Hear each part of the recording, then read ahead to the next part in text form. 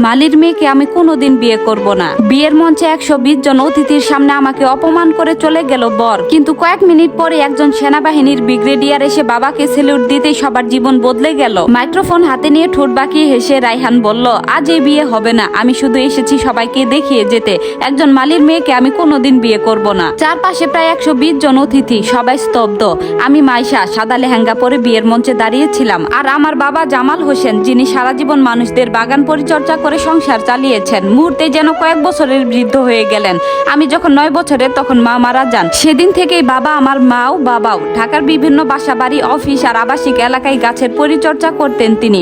ভোরে বের হতেন, রাত করে ফিরতেন। রোদে পুড়ে গায়ের রং কালচে হয়ে গিয়েছিল, হাতে শক্ত করা পড়েছিল, কোমরও আগের মতো সোজা ছিল না। তবুও কোনোদিন অভিযোগ করেননি। সবসময় শুধু বলতেন, তুই শুধু মানুষ হ, বাকি সব আমি সামলে নেব।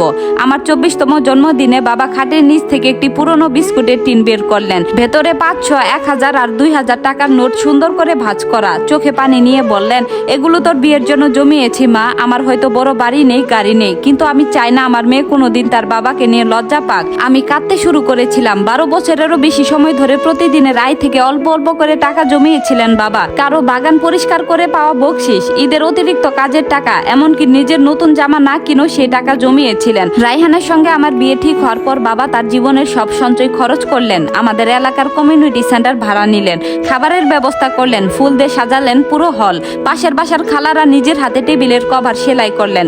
এলাকার ছেলেরা সারা রাত জেগে লাইট লাগালো। আমার ফুফু নিজের হাতে কাচ্চি বিরিয়ানি রান্না করলেন অতিথিদের জন্য। সবাই ভালোবেসে অনুষ্ঠানটা নিজেদের বাড়ির অনুষ্ঠানের মতো করে তুলেছিল। কিন্তু বিয়ের 3 দিন আগে রায়হান তার বাবা মাকে নিয়ে আমাদের বাসায় এলো। তার মা মারিয়া বেগম চারপাশে এমন ভাবে তাকাচ্ছিলেন যেন এই বাড়িতে দাঁড়ালেই তার সম্মান নষ্ট হয়ে যাবে। তিনি ঠান্ডা গলায় বললেন, আমার ছেলের বিয়ে কোনো কমিউনিটি সেন্টারে হবে না। সেখানে ব্যবসায়ী, সরকারি বড় কর্মকর্তা, এমপি, অনেক সম্মানিত মানুষ আসবেন। বাবা লজ্জায় মাথা নিচু করে বললেন, প্রয়োজন হলে আমি আমার পিকআপ ভ্যান আর সব বাগানের যন্ত্রপাতি বিক্রি করে দেব। আমি সঙ্গে সঙ্গে বাধা দিলাম আর বললাম, না বাবা, আপনার রোজগারের জিনিস বিক্রি করে কোনো বিয়ে হবে না, দরকার হলে বিয়েই হবে না। পরে রায়হান একা এসে ক্ষমা চাইলো আর বলল, মা একটু বাড়াবাড়ি করেছে, চিন্তা করো না, সব ঠিক আছে।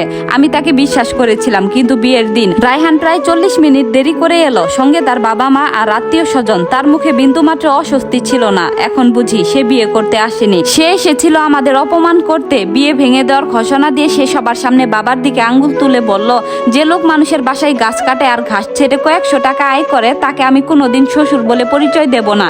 চারদিকে ফিসফাস শুরু হয়ে গেল। কিছু মানুষ মাথা নিচু করে রইলেন, আবার কেউ কেউ বললেন, ছেলেটা ভুল তো বলেনি। রায়হানের মা ঠোঁট বাঁকিয়ে বললেন, সব পরিবারের একটা সামাজিক অবস্থান থাকে, নিজের সীমা বুঝে চলা উচিত। বাবা হঠাৎ টলতে লাগলেন। আমি দৌড়ে গিয়ে তাকে ধরলাম। এরপর তিনি আমার কাঁধে মাথা রেখে ছোট শিশুর মতো কাঁদতে শুরু করলেন। কাঁদতে কাঁদতেই বললেন, মা, আমাকে মাফ করে দিস। আমি যদি ধনী হতাম, আজ তোকে কেউ এভাবে অপমান করতে পারতো না।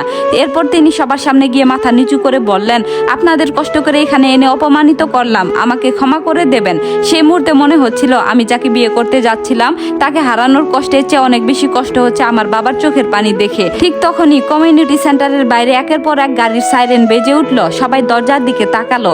বাংলাদেশ সেনাবাহিনীর কয়েকটি গাড়ি আর সরকারি বহর এসে থামলো। প্রথম গাড়ি থেকে নামলেন পূর্ণ আনুষ্ঠানিক পোশাক পরা একজন ব্রিগেডিয়ার জেনারেল। তার বুক জুড়ে ঝলমল করছে অসংখ্য পদক। তিনি কারো দিকে না তাকিয়ে সোজা ভেতরে ঢুকে বাবার সামনে এসে দাঁড়ালেন। এরপর সোজা হয়ে দাঁড়িয়ে বাবাকে পূর্ণ সামরিক সম্মান জানিয়ে সেলুট করলেন।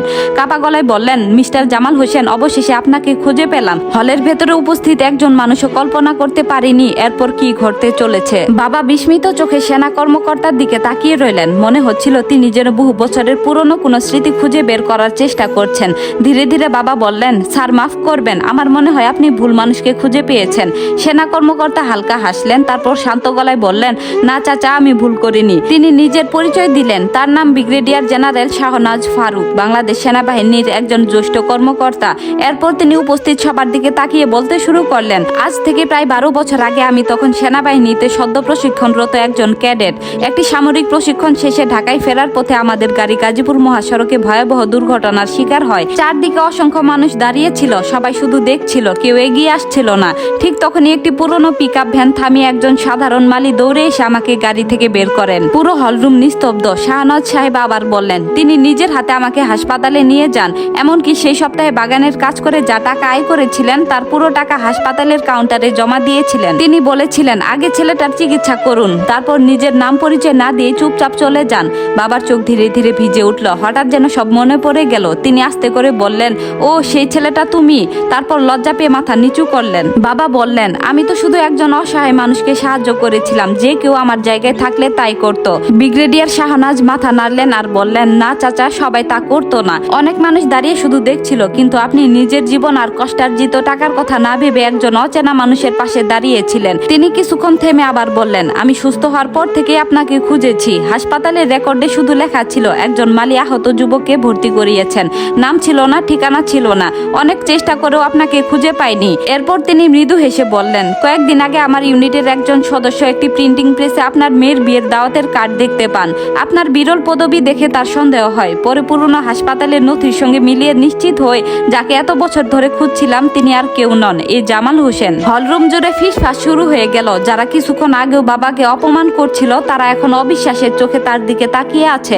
ব্রিগেডিয়ার শাহনাজ বললেন, তাই আজ আমি আমার কয়েকজন সহকর্মীকে নিয়ে এসেছি। ভাবছিলাম আপনার মেয়ের বিয়ের দিন আপনাকে ধন্যবাদ জানাবো, কিন্তু এখানে এসে যা দেখলাম। তিনি থেমে গেলেন। তার চোখ এবার সোজা রায়হানের দিকে। গলায় কঠোরতা নেমে এলো। তিনি বললেন, যে মানুষ নিজের জীবন বাজি রেখে অন্যের জীবন বাঁচিয়েছেন, আজ তাকেই শুধু একজন পরিশ্রমী মানুষ হওয়ার কারণে সবার সামনে ক্ষমা চাইতে হচ্ছে। পুরো হল নীরব। রায়হানের মুখের হাসি অনেক আগেই মিলিয়ে গেছে। এরপর ব্রিগেডিয়ার শাহনাজ আমার দিকে তাকালেন। তার চোখে ছিল গভীর সম্মান। তিনি শান্ত কণ্ঠে বললেন, মাইশা, তোমার কষ্টের সুযোগ নিতে আমি আসিনি, আর এই মুহূর্তে তোমার কাছ থেকে কোনো সিদ্ধান্তও চাই না। তবে আজ সবার সামনে আমি একটি কথা বলতে চাই, যেটা এত বছর ধরে আমার বুকের ভেতর জমে আছে। তিনি গভীর একটি শ্বাস নিলেন। তারপর চারদিকে তাকিয়ে এমন ভাবে কথা বলা শুরু করলেন যেন হলের প্রতিটি মানুষ তার প্রতিটি শব্দ স্পষ্ট শুনতে পায়। গল্পটি কেমন লাগলো জানাবেন। এটি ছিল গল্পের প্রথম পর্ব। আর পরবর্তী পর্বটি শুনতে চাইলে অবশ্যই একটি কমেন্ট করবেন। ধন্যবাদ।